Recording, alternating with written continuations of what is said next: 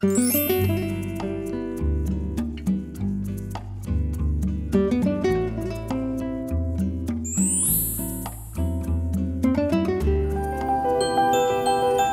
천을 재단하고 바느질에 새로운 생명을 부여하는 작업은 내 삶의 가장 큰 의미. 내가 걸어온 길은 한복 만드는 쟁이의 길이며 내 어머니의 삶을 잇는 의미 깊은 시간이었습니다. 내 보듯이 나중에 내가 없더라도 이거는 놔둬야지.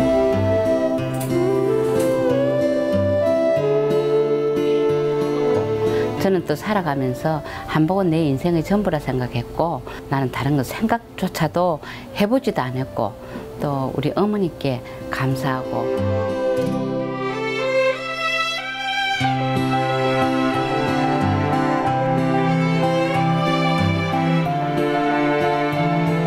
내 38년의 세월과 열정이 고스란히 모여있는 이곳.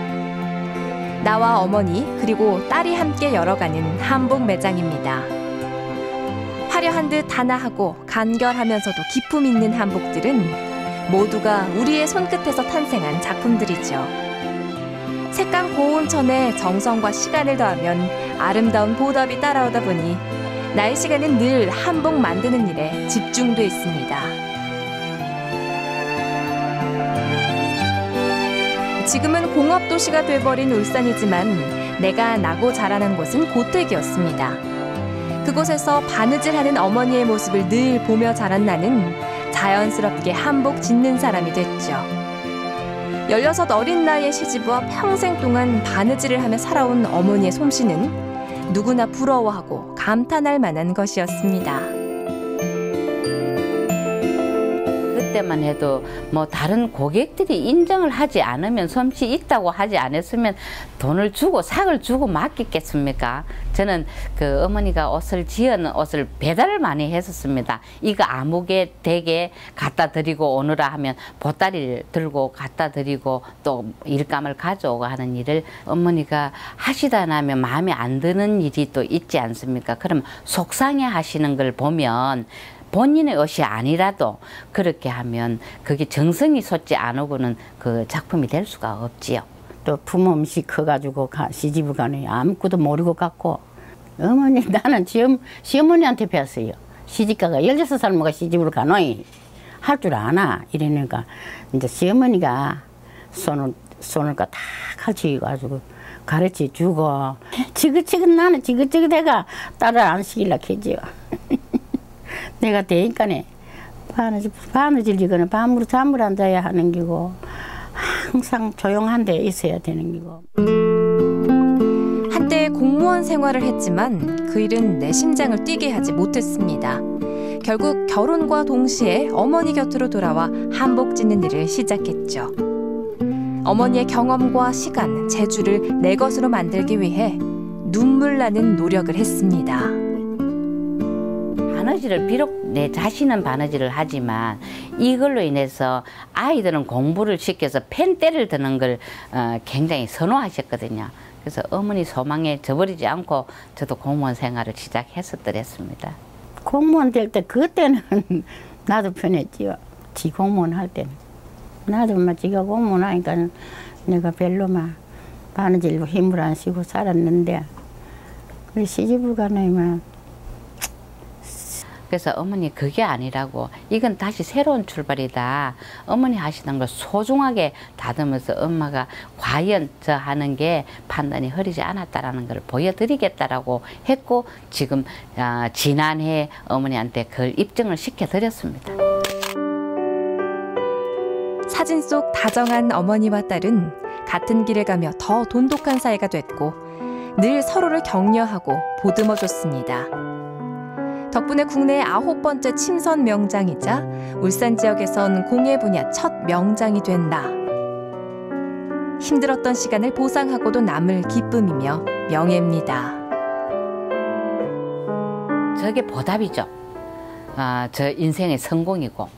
예, 그래서 저는 대한민국 명장이라는 게 처음에는 시작할 때 명장이 있다라는 것도 몰랐고요. 목표를 삼고 하면 재미없어요. 하다가 나니 저절로 된 거죠.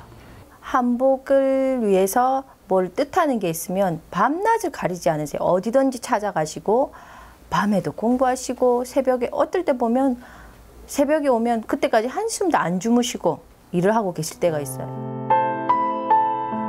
어머니께 물려받은 지식과 경험을 체계화하기 위해 나는 대학에서 복식과학을 전공했습니다. 자수 자격증이며 세탁관리사 자격증까지 한복 만드는 데 도움이 될 만한 거라면 아낌없이 투자했고 어느새 13개의 자격증을 갖게 됐죠. 한복에 관한 지식의 폭을 넓히기 위해 전국의 박물관을 찾아다니며 공부하기도 했습니다. 그나마 반가에 내가 이제 뭐 솔려나 뭐 딸이 됐더라면 그런 옷을 좀 보기라도 좀 했죠. 근데 어머니는 서민이기 때문에 그야말로 서민들 의상만 이렇게 자주 받고 그런 옷들을 못 보는 게 너무 아쉽더라고. 그래서 제가 박물관이라는 걸 어머니한테만 이렇게 매달릴 것이 아니라 그러면 내가 발로 뛰면 되겠구나. 그래서 어떨 때는 이 뭐 전시관 안에 들은 거는 그 이제 실무자한테 가서 내가 저걸 너무 보고 싶은데 저 안에 대해서 손은 절대로 안 될 테니까 내가 가서 한번 가까이 가서 한번 볼 수 있게끔 해달라 해가 또 그런 애원을 해가 또 보고 오기도 하고 그때는 이렇게 뭐 책이 있다든지 참고 서적이 있다든지 이런 것도 없을 텐데 어째서 이렇게 지혜롭고 하면 할수록 이 깊이가 있을까 하는 데 대해서 우리 조상에 대한 존경심이 하면 할수록 더 느껴지기 때문에. 한복은 지극히 과학적인 옷입니다. 주름을 잡아 표현해내는 우아한 곡선미와 색의 조화를 통해 이뤄내는 색채의 미학은 그 어떤 나라의 전통 의복과 견주어도 뒤떨어지지 않는데요. 나는 조상들이 만들어낸 지혜의 산물을 오늘에 맞게 적용하는 노력을 계속해 왔습니다. 우리 민족의 정서를 함께 담은 색상이라든지 선이라든지 이런 것들이 구성 자체가 다릅니다. 서양복은 뭔가 인체에 입혀지기 위해서 재단 자체를 그렇게 해서 입히지만 우리 한복은 재단이 이렇게 인체에 맞도록 재단을 하는 것이 아니고 평면 재단, 뭐 그냥 탁탁 직선으로 잘랐는데 그것을 옷을 만들어서 인체에 입혀서 그 실루엣이 나오도록 했으니까 가장 자연적이고 인체 과학적이라는 것을 저는 한복이 잊혀져가는 전통이 아니라 사람들 속에서 호흡하는 현재이길 바라는 마음으로 나는 제자들을 가르칩니다.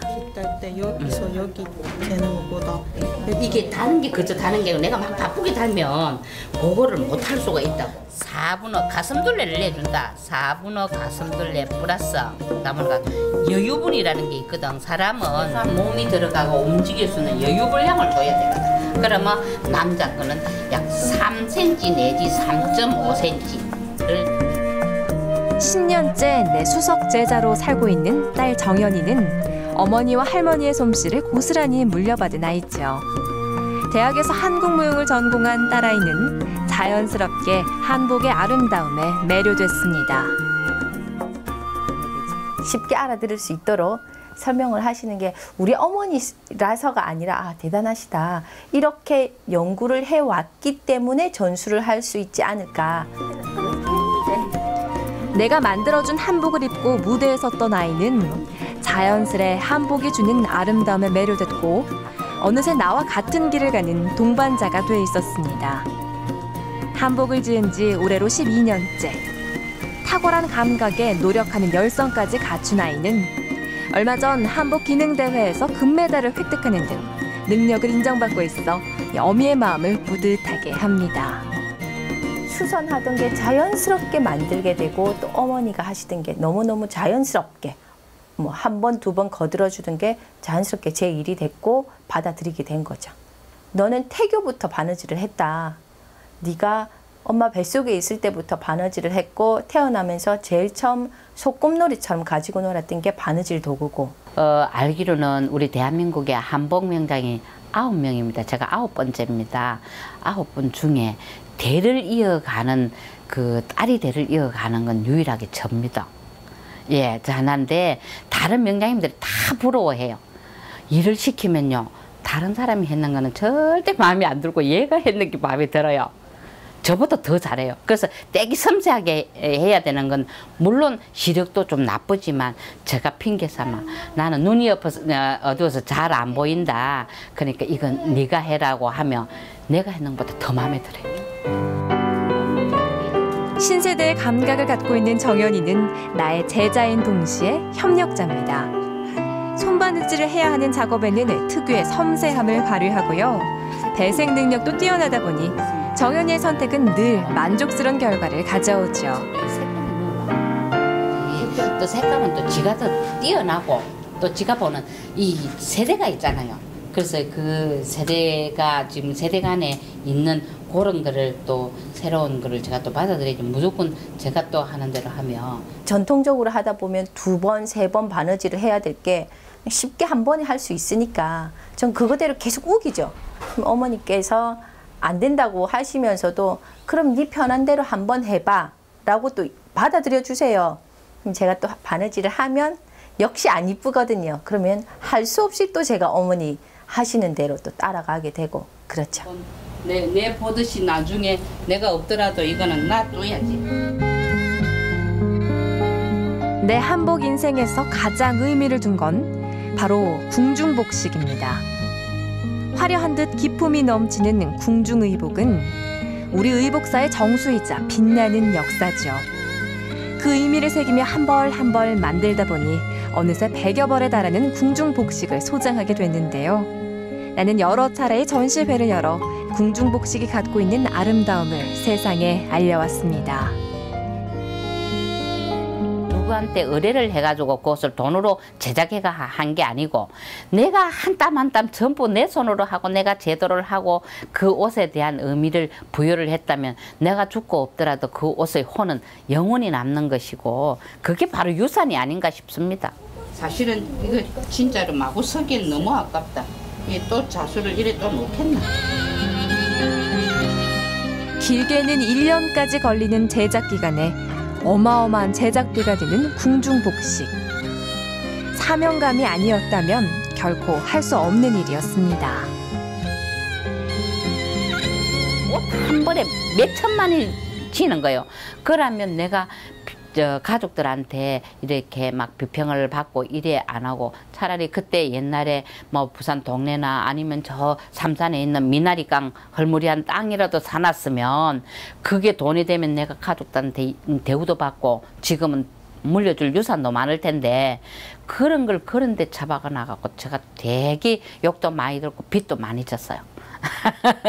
저는 이게 지금 돈 되는 일은 아니다는 거 분명히 알면서도 하나하나 너무너무 매력적이더라고요. 그래서 오늘이 있지 않았나라는 생각도 듭니다. 궁중의상은 상당히 저한테 소중한 재산이고 보배입니다. 한국 고유의 문화가 갖는 경쟁력을 알기에 나는 한복을 다양한 상품으로 만들어 알리는 노력도 이어왔습니다. 침선 명장이 되고 나선 책임감도 배가 됐죠.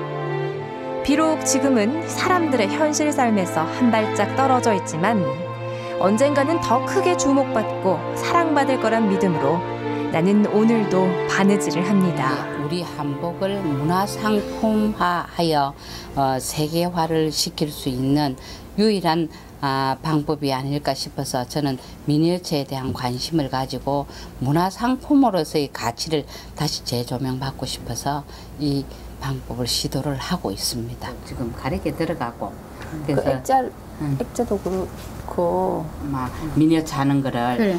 옛날에 있던 그 유동으로 갖고 하려고. 근데 희한하게 유동을 해보니까 우리는 그때 호박건지 우리가 척으로 갔다 우리 시대. 요새는 색깔은 분홍채매 노랑저고리. 시집 올 때 그때는 아마 외숙모가 안 해주더라며. 그거는 우째 해주더라. 옷 올 때. 그건 할매가 줘가 시집, 그래 할매가 줘고 시집에서 보내가. 아, 할매가 그거 입고 시집 오라고 줬는 거구나. 그래. 아이고 참 입고 접은 대로 다 입지 지금은.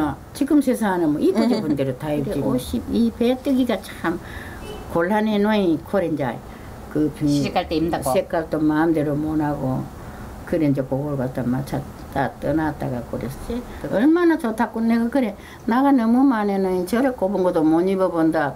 혼났고 후회스럽다고 그게 근데 6, 70년대가 가장 전성기가 아니었나라는 생각을 하고 아무리 이렇게 신세대라 하더라도 그때 그 우리 민족의 그 민족의 뿌리는 어쩔 수가 없고 언젠가는 그 옛것에 대한 그 정서라든지 여기에 대한 진미를 느낄 때가 올 것이라 저는 분명히 기대합니다.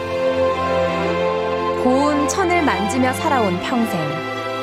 그 속에서 얻은 행복과 성취감은 노력 그 이상의 것이었습니다. 어머니에게서 딸로 다시 그 딸로 이어지는 가문의 전통은 뭉클한 감동을 전해주죠. 그리하여 나의 황혼의 시간 또한 따뜻한 빛깔입니다.